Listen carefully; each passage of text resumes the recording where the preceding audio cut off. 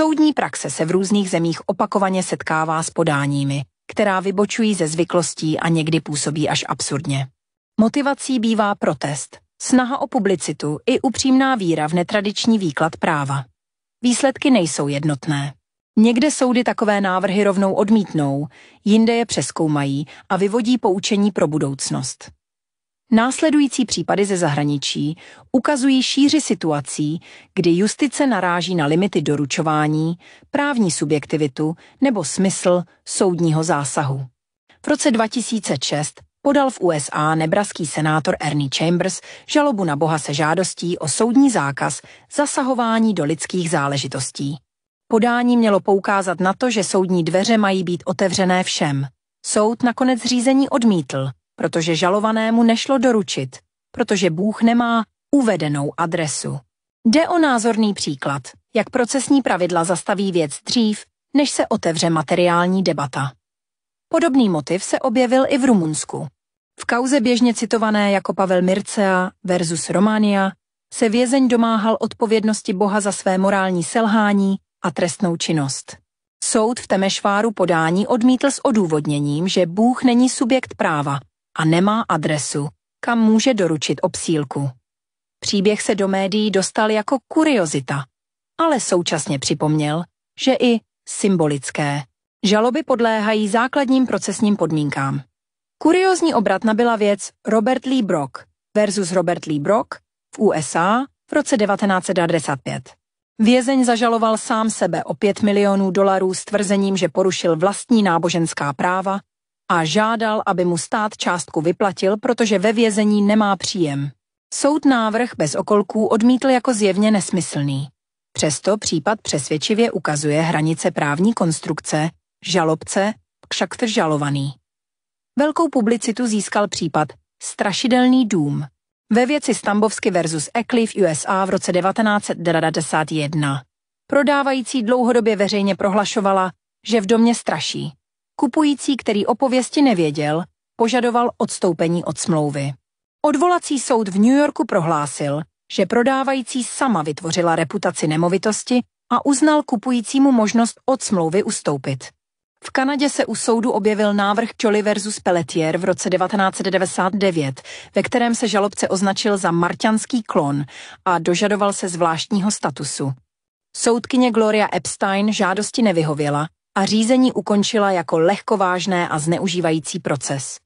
Text rozhodnutí je veřejně dostupný a dobře ilustruje, jak soud pracuje s námitkou nedostatku osobnosti ve smyslu práva. Do učebnic autorského práva se v USA v roce 2018 zapsal spor Naruto versus Slater, známý jako selfie makaka. Organizace PETA tvrdila, že zvíře, které spustilo fotoaparát a pořídilo snímek, má být autorem fotografie. Odvolací soud potvrdil, že zvíře nemůže být podle amerického práva nositelem autorských práv a návrh neuspěl. Případ otevřel širší diskuzi o tom, komu náleží výsledek díla vytvořeného bez lidské účasti. Nizozemský moderátor Emil Ratelband, autor motivačních knih a osobnost veřejného života, podal v roce 2018 návrh na změnu údajů v matrice tak, aby byl rok jeho narození posunut o 20 let dopředu. Tvrdil, že se cítí výrazně mladší, udržuje aktivní životní rytmus a podle svých vlastních slov se setkává s překážkami při navazování vztahů nebo obchodních kontaktů, protože jeho skutečný věk prý vyvolává u druhých určité předsudky. Ve svém vystoupení před soudem uváděl, že dnešní společnost připouští změnu jména i pohlaví a proto by měla být připravena i na změnu věku, pokud člověk takový krok považuje za souladný se svým sebevnímáním. Soud v Arnhemu jeho argumentaci vyslechl, ale žádosti nevyhověl. Rozhodnutí stálo na tom, že datum narození je údaj vycházející z objektivní události, tedy z narození v konkrétním okamžiku. Pokud by bylo možné takový údaj libovolně měnit, narušila by se stabilita právních vztahů v oblastech, jako jsou důchody, minimální věk pro různé právní úkony, odpovědnost za činy nebo vedení veřejných registrů. Případ vyvolal rozsáhlou diskusi v médiích napříč Evropou. Někteří komentátoři jej chápali jako performativní gesto, upozorňující na rozpory mezi osobním sebepojetím a právní kategorizací člověka. Jiní viděli spíše snahu získat pozornost.